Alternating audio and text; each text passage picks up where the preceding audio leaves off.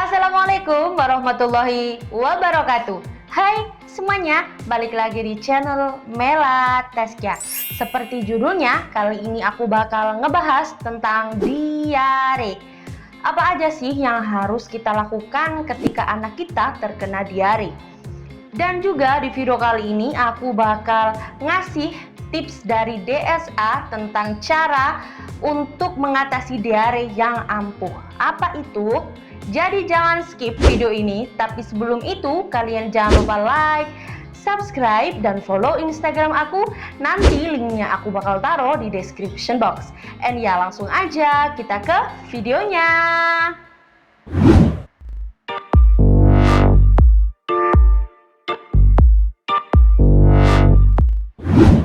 Ngomongin soal diare, sebenarnya diare memiliki manfaat loh Bu, yaitu mengeluarkan sesuatu yang tidak dibutuhkan oleh tubuh.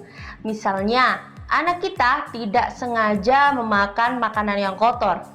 Karena terdapat kuman di dalamnya, alhasil tubuh anak kita berusaha untuk mengeluarkannya. Dan proses itu disebut juga dengan diare. Tapi meskipun dia memiliki manfaat, diare juga bisa berbahaya loh Bu, karena bisa membuat anak kekurangan cairan atau dehidrasi. Jadi penting banget untuk mengatasi diare secara tepat dan cepat.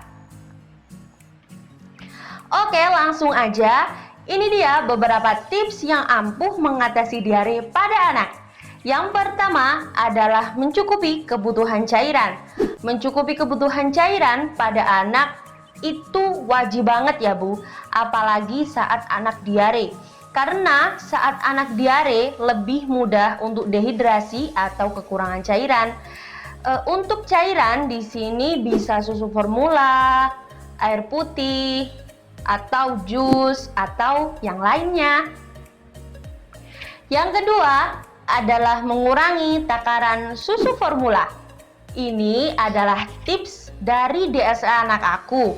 Beliau bilang kalau anak sedang diare diusahakan untuk mengurangi takaran susu formula. Karena jika terlalu banyak mengkonsumsi susu formula saat anak sedang diare, itu membuat diare anak kita akan semakin susah untuk sembuh. Caranya gimana sih?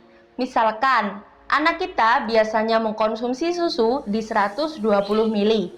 Kalau 120 ml kan pakai 4 sendok takar. Ketika sedang diare, boleh di 2 sendok takar. Begitu pula ketika mengkonsumsi susu di 240 ml. Jadi setengahnya. Mengurangi takaran susu formula ini sampai diare di anak kita benar-benar sembuh ya Bu. Yang ketiga adalah memberikan probiotik. Probiotik itu apa sih? Probiotik adalah seperti bakteri baik atau biasa digunakan untuk memelihara kesehatan sistem pencernaan. Contohnya probiotik ada Lactobay, terus ada Elbio. Untuk dosisnya sendiri biasanya aku memakai 2 kali sehari, setiap pagi dan malam.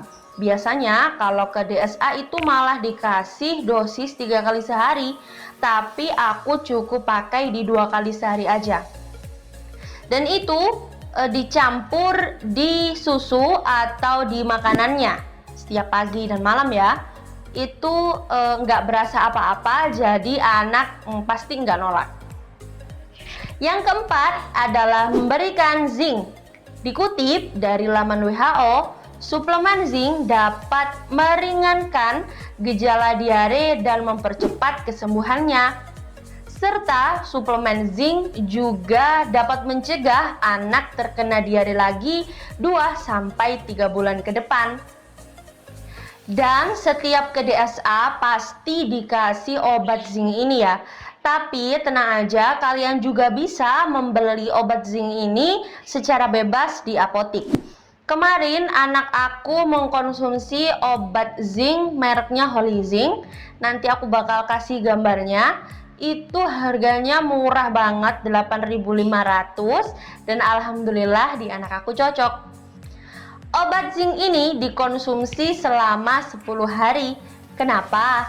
Karena meskipun diare di anak kita sudah sembuh, tapi kuman yang ada di pencernaannya ini belum hilang sepenuhnya. Jadi ditakutkan nanti diare akan berulang. Jadi diusahakan untuk mengkonsumsi obat zinc ini selama 10 hari. Itu tadi beberapa tips yang ampuh untuk mengatasi diare pada anak.